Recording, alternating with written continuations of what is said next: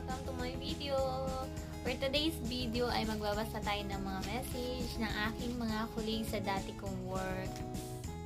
So, ito na nga, iisa-isahin natin. Pipili tayo ng una nating babasahin. So, first is, you are like a wolf. Tahimik, mapag-observe, alam kung kailan na-atake. I can learn a lot of things from you. Best example to be calm in a chaotic situation. Hahaha. Good luck on your future endeavor. Next. Just be consistent. Enjoy mo lang ang buhay. Proud ako sa'yo sobra. Love you. Next. A strong woman with a brave heart. Always choose what is right on how you see the situation, not what people think. If you success, that's great. If you fail, at least no regrets, you try it.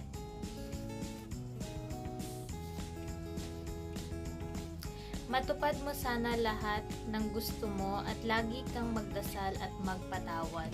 Of course po, lahat naman tayo eh. Dapat marunong magpatawad. Next, as I know you, you've been a very good friend to me. You are a very nice person. You seems very open to share things and give a great company. It's been more than a year since you joined in TechZone. As a friend, I've noticed that you glow so much, and I'm very proud of you. It's sad to see you leave TechZone, but this is your decision. I respect that. Hope your new journey starts off with a boost. Also enjoy it. Of course, I will. Keep pushing yourself to learn more and more. You can do it, monkey. Sana mahanap mo ang mga gusto mo sa buhay mo at laging magdasal and be you as a sweet person. I will, of course. Salamat, Doc Gemma. I love you.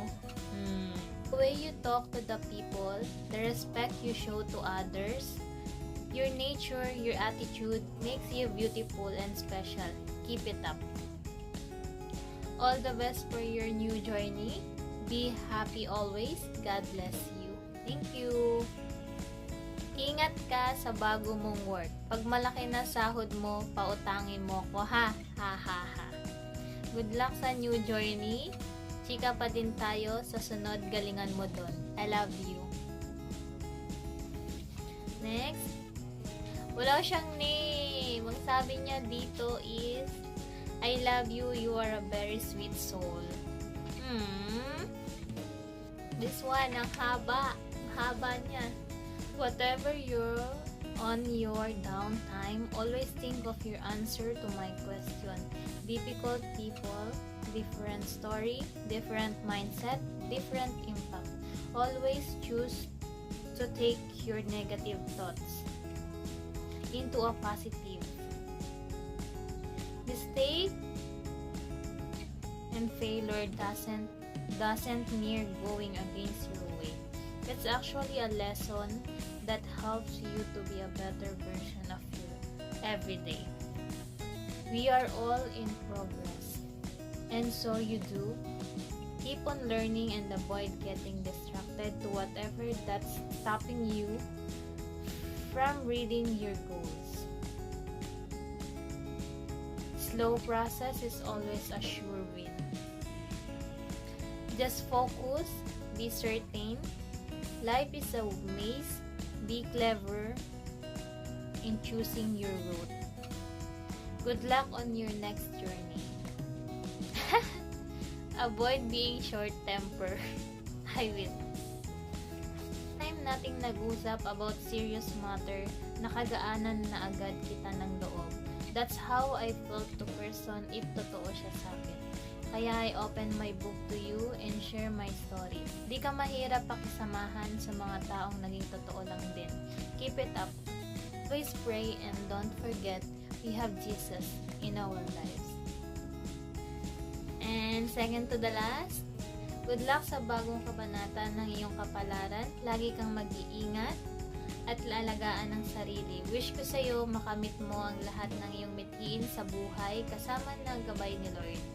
Magkikita pa tayo at magkaibigan pa rin tayo. Salamat sa pakikinig at advice at sa masayang kwentuhan. Andito lang ako pag kailangan mo ng kausap.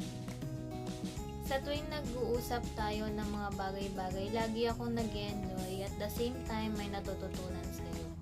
At the early age, napaka-responsable mong bata. If there is one thing na gusto kong mangyari sa'yo, is lagi mong i-prioritize ang health mo. Naway lagi kang gabay ng Panginoon. I also believe na darating ang panahon na lahat ng sacrifice mo ay worth it. At mahahanap mo ang isang tao na di ka iiwan at mamahalin ng lubusan. Napakabait mo, sana matatili yan kahit napaka-harsh ng mundong ito sa'yo. Mag-ingat ka lagi, di man tayo magkakasama uli. Sana sa tuwing mabasa mo ang liham ko, maalala mo pa rin ako. I love you, from Ate.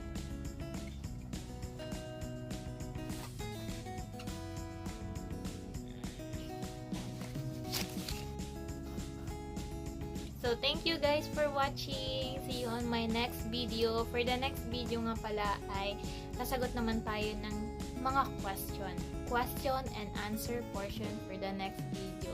So, thank you for watching. God bless you. Bye!